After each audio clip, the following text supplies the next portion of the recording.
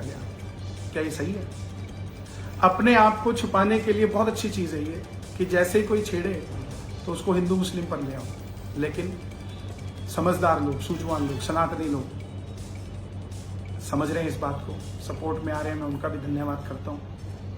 और जो नहीं आ रहे, वो आज नहीं, अगली पीढ़ी नहीं, उससे अगली पीढ़ी, एक दिन तो आपकी भी आने वाली पीढ़ियों को समझ आ जाएगी। चलो, हमें नहीं आती शायद, अगर मुझे किसी चीज को समझ नहीं आ रहा है तो मेरी अगली पीढ़ी को समझ आ जाएगी, लेकिन एक दिन तो आएगी, क्योंकि जो बात सत्य है, जो भूतकाल में होता आया है वो आने वाले समय में भी होता है। दूसरी बात हमारे साजी भाइयों की, म्यूजिशियंस की, मैं देख रहा था एक वीडियो, वो भी मेरे पास आई, उनको उन्होंने क्लिप दिल्ली की, पंजाब की नहीं है शायद, वो दिल्ली की है, और उसमें मैं कह रहा हूँ कि पीछे जो ऑडियंस खड़ी है, आप बैठ जाइए, नहीं तो अगले जन्म में आपको भी साज वाला बनना पड़ेगा और पीटते रहना। पहली बात तो म्यूजिशियंस जितने हैं, मैं सबको प्रणाम करता हूँ, और हमारा परिवार है।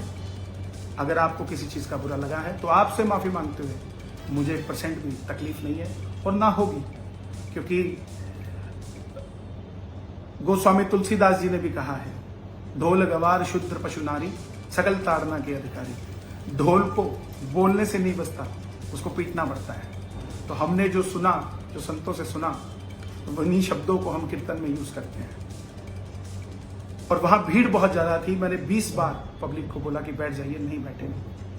तो ढोल के पीछे थे, तो ढोल वाला अक्सर बोलता है कि डगा लग जाएगा किसी के, तो किसी के चोट लग जाए तो वो पिटता रहता, क्या फायदा। इसलिए ये बातें बोली गई। फिर भी अगर आपको बुरी लगी है तो मैं अपने म्यूजिशियन से, क्योंकि साज या तो भगवान के पास हुआ है या फिर साजियों के पास हुआ है, मैं उनसे क्षमा मांगने में मुझे कोई तकलीफ नहीं, मेरे छोटे बड़े भाई हैं। और तीसरी चीज, जो यहाँ बात हो रही है कोई रिकॉर्डिंग वायरल होने की, तो सबकी अपनी अपनी मानसिकता है साहब। किसी भी तरीके की टीआरपी लेने के लिए कोई कुछ भी कर सकता है। हम अपनी बात कर जाते हैं, हम जाकर नहीं किसी को तंग करते। हम पहले कुछ बोले और बाद में कुछ बोले, ऐसा काम नहीं करते। और बात रही मैं क्या सेवा करता हूँ, क्या नहीं करता हूँ, इससे मुझे किसी से कोई वार्ता नहीं करनी। मेरी भक्ति मेरे घर से शुरू होती है और वहीं पर खत्म हो जाती है।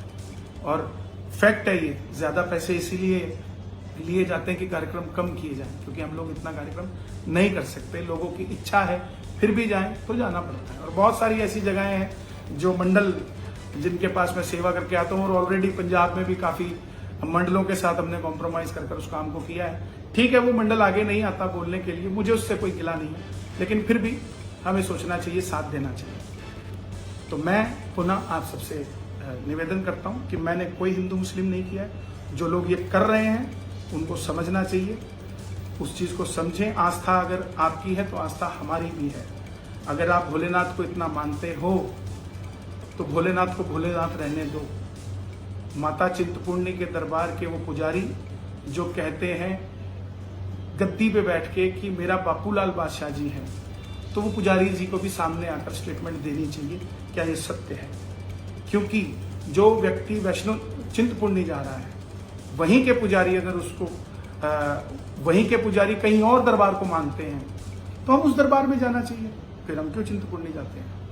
तो वो पुजारी जी को भी आगे आना चाहिए और इस बात का खंडन होना चाहिए। कब तक पहले बोलते रहो फिर माफिया मांगते रहो, ऐसा नहीं होना चाहिए। धर्म के लिए व्यक्तिगत कोई बात है, माफी मांगने में कोई तकलीफ नहीं होती, लेकिन जब एक धर्म, एक समाज, एक पंथ के बारे में बात हो रही हो तो उसकी क्लैरिफिकेशन होनी चाहिए।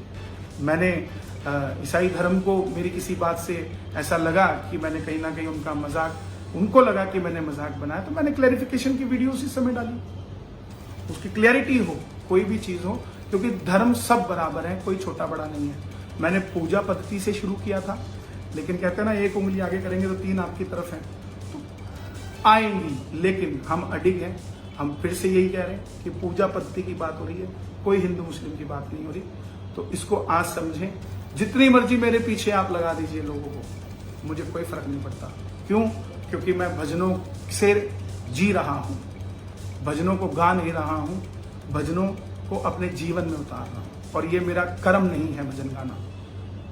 मुझे ठाकुर जी ने सेवा दी हुई है तो मैं गा रहा हूँ।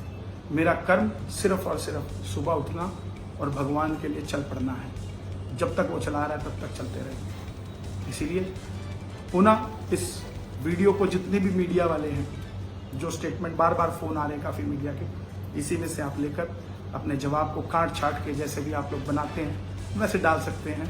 और सत्य सदैव सूर्य समान होता है, सूर्य को कभी भी ढका नहीं जा सकता, रोज सुबह निकलता है नई किरण के साथ। मैं पुनः कह रहा हूं कि मैंने कोई हिंदू मुस्लिम की बात नहीं की, मैंने पूजा पत्ती की बात की, अपनों से अपनों की बात की है। दूसरे को तो उसमें आना ही नहीं चाहिए। बाकी ठाकुर जी की मर्जी।